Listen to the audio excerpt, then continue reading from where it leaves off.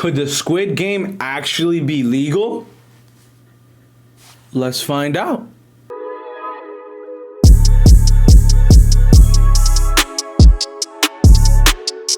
What it is, what's good, YouTube? It's your boy JJ, and I'm back with another banger video for y'all today, man. Make sure to leave a like, comment, and subscribe. And today, we got, could the Squid Game be legal? To me, no. I don't know why I believe it derived off something that is real. And people actually do this, and people actually have these situations that go on where the debt is so crazy where anything they ever do for the rest of their lives will never pan out to how much money they owe. But I don't know about the killing part. You know what I'm saying? I don't know. I just can't imagine it. So let's just see what could be. And let's break it down and let's turn it around. You know what I'm saying? Let's bring it around town. You know what I'm saying? Make sure to leave a like. Give me one. I just want one like today. I just want one like. If I could get one like from, that just means that, you know what I mean, I'm doing something right. You feel me, at the end of the day? So without further ado, let's go. Let's see if the Squid Game could be legal. We've watched the show. We've seen the strategies. We know the memes. Oh, yeah. But has anyone actually stopped to ask the question, could a death tournament like Squid Game actually be legal? No. Sure, there are people dying for cash, which immediately seems illegal, but then again... What did I just say? I just said the same exact thing. Those contestants signed a contract. They even opted their way back into the game after voting to exit, knowing full well that their lives were on the line. Did they actually sign a contract? No, they didn't. They didn't sign a contract. They just called the number. Not only that, but the whole thing is taking place on an island that belongs to, well, we don't know who it belongs to, but is it outside of legal jurisdictions? Can it be? So again, I ask the question, could the Squid Game be legal? Let's just say that the answer is as clear cut as you might expect, and may come up in a big reveal for season. That was by far the worst scene of the whole show. And this right here was the worst freaking scene of the entire show. The whole part of the whole show just got ruined for me after that. How dare you win all that money and not go see your daughter? You piece of shit. Come up in a big reveal for season 2. Oh, we might get some season 2 snippets. Some season 2 Film Theory? Internet. Welcome to Film Theory, where today I'm taking a brief time out on the Squid Game to introduce Theorist holiday merch. It's cool. Oh my god. A bit lighter. I don't care about that. Article and walking around. Sorry, no disrespect. I don't want to see all that. I don't need to see all that. Damn, this shit is long. Together on an island and pit them against each other in a series of playground games in order to survive just sells itself. It is the most watched Netflix series of all time. It's like on that Bird Box. It caused a huge surge in demand for honeycomb candy, like pink jumpsuits, and white slider shoes, and it's prompting internet creators from all over to make their own versions of the game. Squid Games in Minecraft, Squid Games in Roblox, on TikTok, Squid Games with friends, and before the end of the year, my buddy Mr. Beast is doing his own version with 453 contestants all competing with the 6 games from the show. Now, obviously, that's not going to be Mr. real, Beast. Mr. Beast is everything big. I love him. Big ups, Mr. Beast. Question, could it be? In other words, Jimmy and the rest of the team aren't creating real death games, but if some aging, super wealthy bored guy dying of brain cancer wanted to arrange something exactly like this, complete with the death, would there be a legal way of doing it? After all, they signed a contract waiving their legal rights. They didn't sign a contract, though. Does that make the death game legal? What are the limits of contract law? Can you legally consent to a death game where the rules might result in you plunging to your death? Yeah, I mean... Isn't like UFC, like if you die in the ring legally, like they're not obligated to like do anything or something?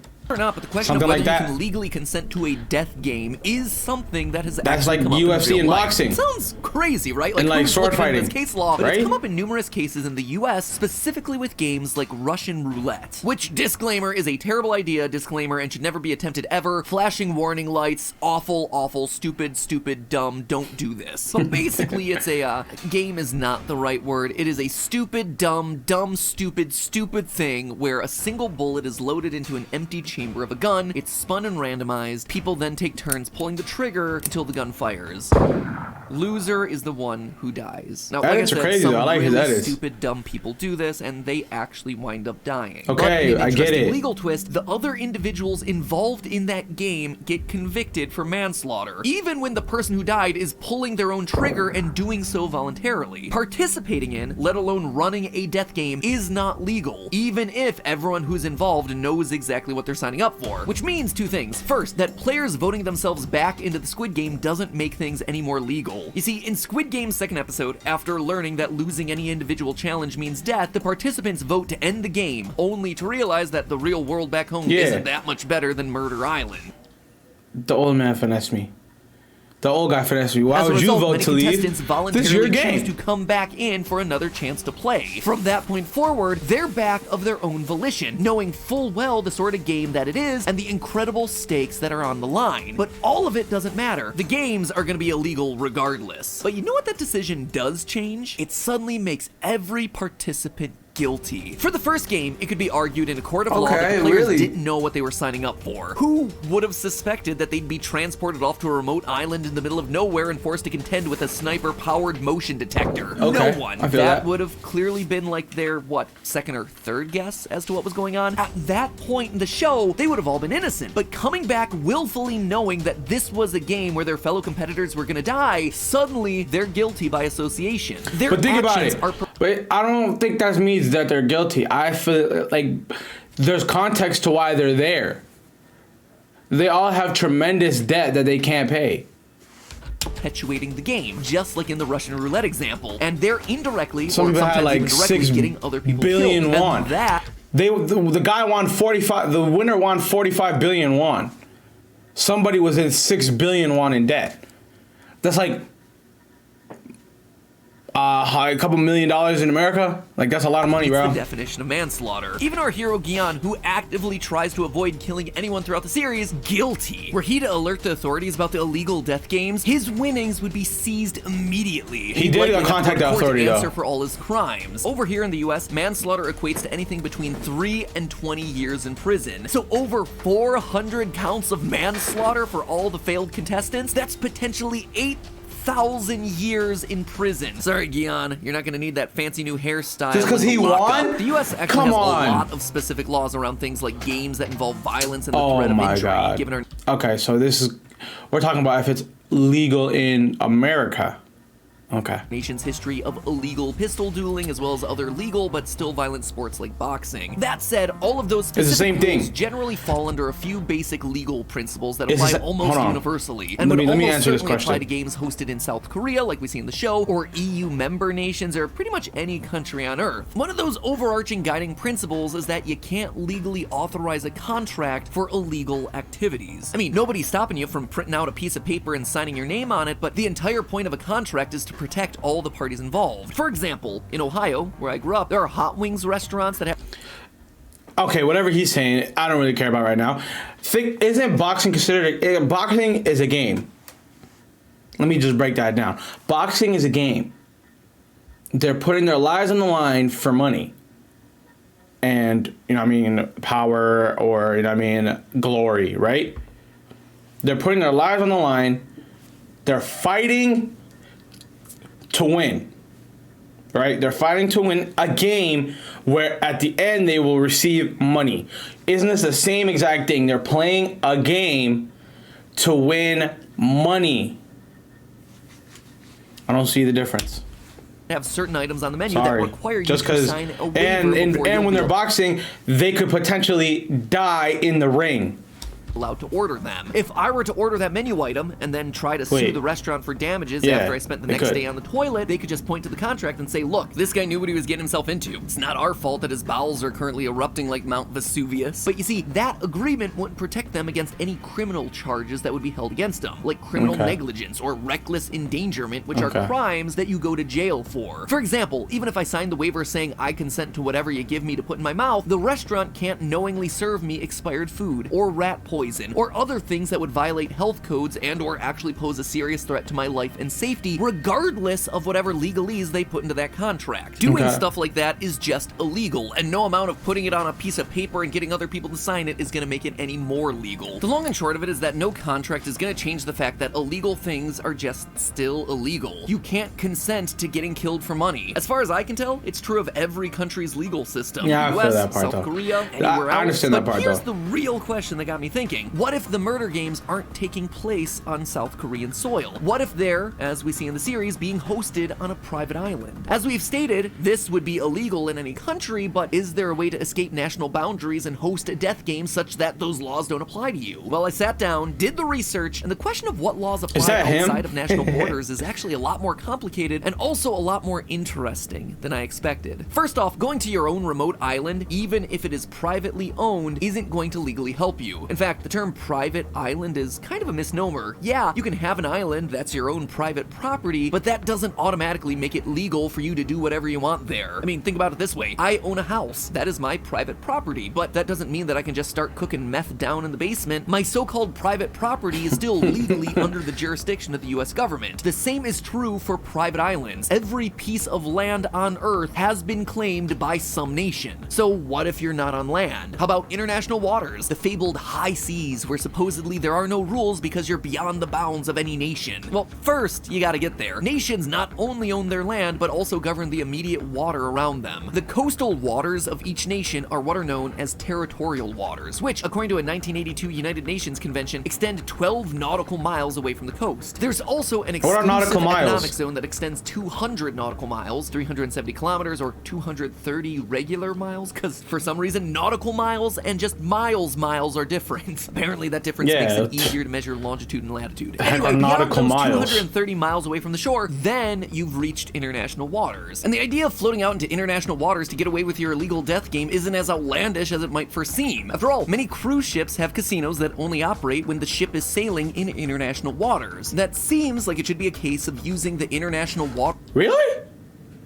I've never been on a cruise ship, so I wouldn't know. That's crazy. They can only play when they reach international waters? That's just a common misunderstanding. According to international law, any vessel at sea has to be registered to a country whose flag they then carry. If you fly a South Korean flag, you're governed by South Korean law. If you fly a US flag, you're governed by the United States law. So let's go back to the whole casino example. This isn't a matter of the law not applying to the boat, but rather different laws applying to the boat at different distances from the land. Once a ship crosses into the territorial waters of a country or state where gambling isn't allowed, those casinos on board need to be shut down, because now they're technically playing by that territory's rules. Out in international waters, the casinos are able to reopen because now the boat is following the federal laws of whichever country's flag they fly. But even in those international waters, you can tell that certain rules are still applicable. The casino is still closed to people younger than 21 in accordance with US law. Or if it's flying a flag from a country with more permissive gambling laws like the UK, then the casino could be open to people as young as 18. And by the way, you can't get around this by not flying any flag. In fact, not flying a country's flag makes you even more suspicious. And under international law, any other country's vessel can board your vessel, inspect it, and then arrest you when they see the mountain of corpses that have been piling up over the course of your death game. And even if nobody catches you while you're at sea, the moment that you pull into a port, well, then you can get arrested for any of the crimes that you've committed. Odds are that you're gonna have to pull up to port at some point for, I don't know, things like clean water, more eggs, tempered glass panes, some bleach to clean out the bloodstains from your uniforms. There's a lot of stuff you're gonna need to restock. And if your plan around that is, I'll just stay out at sea and have everything delivered to me, well, anyone who delivers is aiding and abetting you. Not DoorDash. And will then get the handcuffs slapped on Not them. DoorDash. Come on! Why can't a guy just do one simple thing? One simple thing like giving people the chance to get out of their financial destitution by forcing them to put their lives on the line while rich investors bet on the winners and losers like horses in a race. Ugh! This is why we can't have nice things. Fine, I can't do it on land. I can't do it in a vessel on the sea. What if I create my own frickin' country? After all, me and my poorly acted friends friends are rich. We're so rich and so bored that we spend our money doing stuff like this, so why not create a new island where we can continue doing stuff like this and not have to worry about some government coming to slap cuffs on us? Artificial islands are already a thing. Numerous countries, including Japan, the Netherlands, India, and Austria, have all created artificial islands. Most of them exist to serve as airports, but one of Japan's artificial islands is home to hotels, a convention center. They even have an IKEA. So what if you go out into international waters and build your own artificial island there? Can I build my own country that disregards all the rules? Create giant games of deadly tug-of-war. Build slides with no height or safety restrictions. Construct railings that have uprights that are more than a foot apart. Woo, spooky and dangerous, but I can do it because it's my country and I can play by whatever rules I want. And you see, now we're getting somewhere. This is actually a topic that's seriously being discussed today. In fact, it's the basis of a movement known as seasteading. This idea has been floated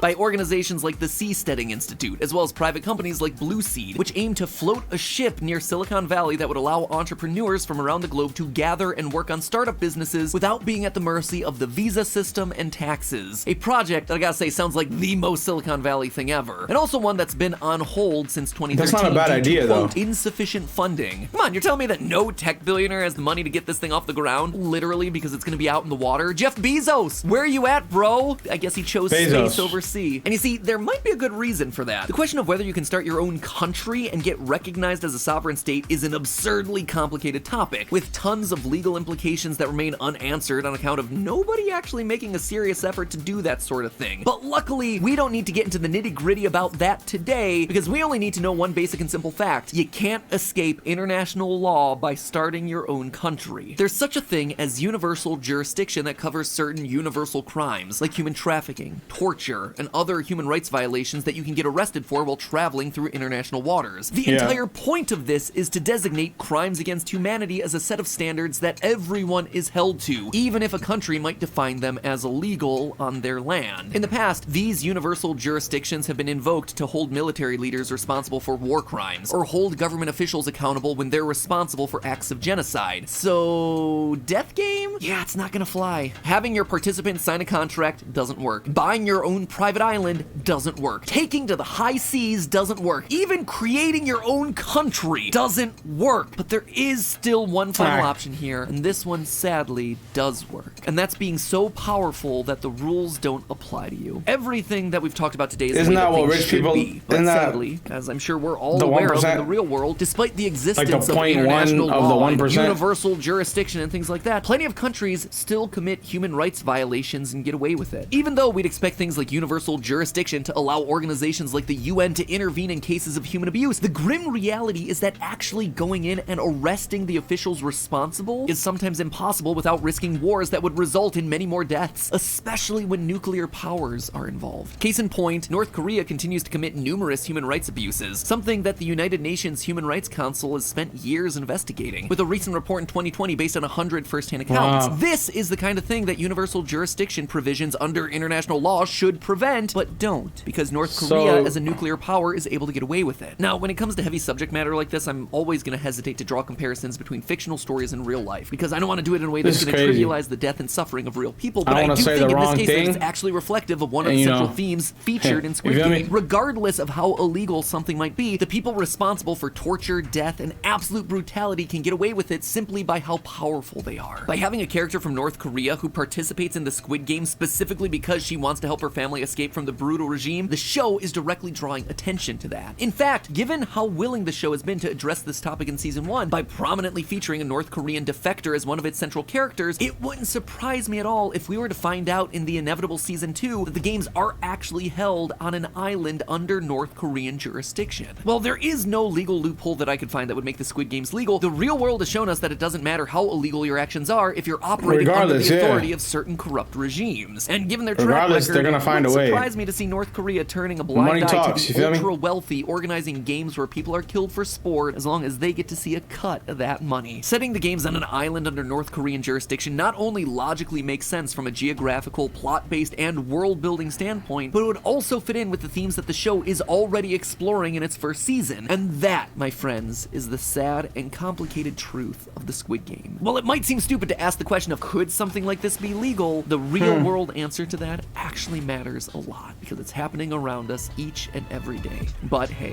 that's just a theory. A film theory. Hey man, that's actually wild, to be honest with you. Like, I believe it's legal. I never believed it's legal. I never believe it will be legal. I don't think that should ever, you know what I mean? That killing innocent people who are in debt and you told them you'll help them without telling them the consequences, that's wrong. But at the same time, regardless, it's wrong. You feel me? Regardless, there's no reason for people to just kill for free, for fun, for an orgasm. You know what I'm saying? It's pretty, you know what I mean? It's really dumb. So all that is fake. I don't believe it. I don't think it should be real. But at the same time, it could be. People, I'm sure countries with nuclear powers that are not in the UN could be doing this type of thing for some extra cash. I don't know. But hey man, let me know how you feel about this. Tell me how you feel in the comment section. Let me know what it is. And I'm gonna catch you in the next one, you heard? Make sure to leave a like, comment, and subscribe. I love y'all. What?